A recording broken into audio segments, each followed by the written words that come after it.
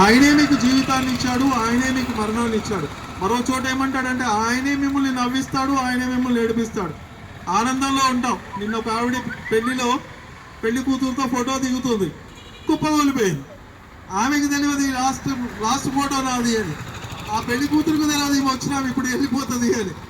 అంటే జీవిత గడువు ఎంత విమూల్యమైందో మనం తెలుసుకోవడానికి ప్రయత్నం చేయాలి. కనుక ఆ క్షణం రాకముందే ఆ సృష్టికర్త జీవితాన్ని ఇచ్చాడు, సృష్టికర్త మరణాన్ని కూడా ఇస్తాడు, ఆ సృష్టికర్త సర్వం ఇస్తాడు.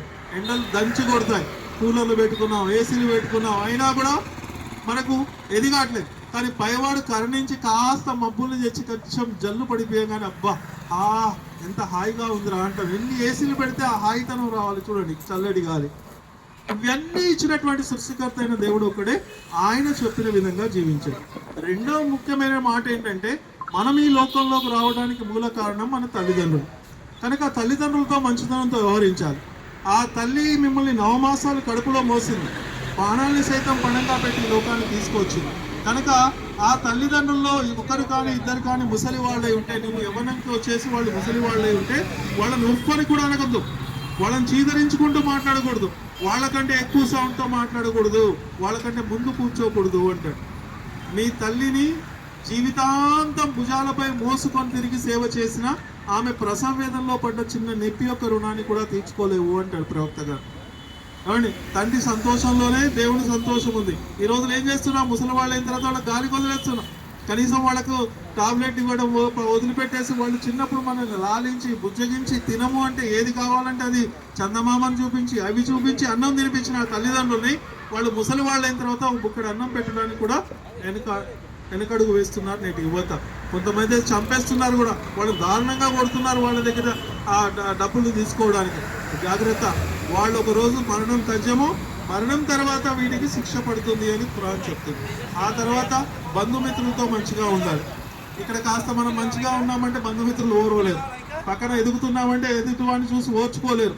అవునా, బంధువులతో మంచిగా ఉండాలి. ఒక వ్యక్తి వచ్చి అడిగాడు, అయ్యా నేను నా బంధువులతో మంచిగానే ఉంటాను, అన్ని మంచి చేస్తాను, కానీ వాళ్ళే దరిద్రులు, నేను ఎన్ని చేసినా కూడా నా మీద ఏదో ఒకటి చెప్తారు, ఏదో ఒకటి చేస్తారు, నన్ను ఇది చేస్తారు అంటే ప్రవక్త గారు ఏమన్నారంటే అలా చేసినప్పుడు నువ్వు మంచితనంతో వ్యవహరించడమే నువ్వు ఒక మనిషిగా మంచివాడిగా ఉంటావు. పాతలు మంచిగా ఉన్నాడు, మీరు మంచిగా ఉన్నారు, ఇంకా మంచితనం మనలో ఏముంటుంది?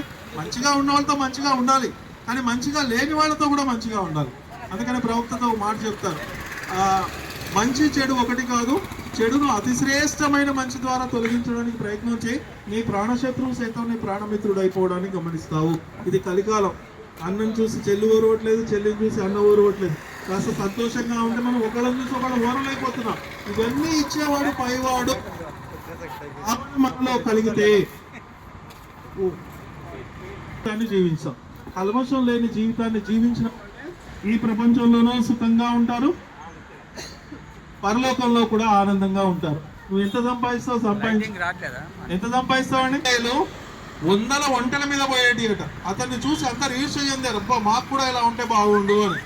అతను దైవాన్ని ధిక్కరించాడు. ఆ ఇచ్చిన దాన్ని దైవ మార్గంలో మంచి మార్గంలో ఖర్చు పెట్టడం మానేస్తే దైవం అతన్ని భూమిలోకి అనగదొక్కేస్తే అతను చూసిన వారు అనుకున్నారు, అయ్యో దరిద్రం పాడుగాను, మేము అలాంటి వారిని కోరుకున్నది అని. కనుక మంచిని కోరుకునే ప్రయత్నం చేద్దాం, మంచివాడిగా జీవిద్దాం. మనం పోయేటప్పుడు పట్టుకపోయేది ఏం లేదు. మనం మంచితనంతో ఉన్నామనుకో, అరే ఎప్పుడు చూసినా నవ్వుతూ మాట్లాడతాడండి, కల్మషం లేని మనిషి అండి, ఏదైనా అవసరం వస్తే ఆదుకుంటాడండి, నవ్వుతూ మాట్లాడండి. ఇది కూడా ఒక పుణ్యకార్యమే.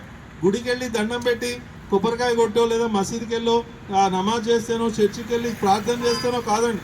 కల్మషం లేనటువంటి మనిషితో ఎదుటివాడు బాగుండాలి అని కోరుకుంటూ పలకరించడం కూడా, నవ్వుతూ చిరునవ్వు నవ్వడం కూడా పుణ్యకార్యం. ఈ పుణ్యకార్యాన్ని మర్చిపోయినాం.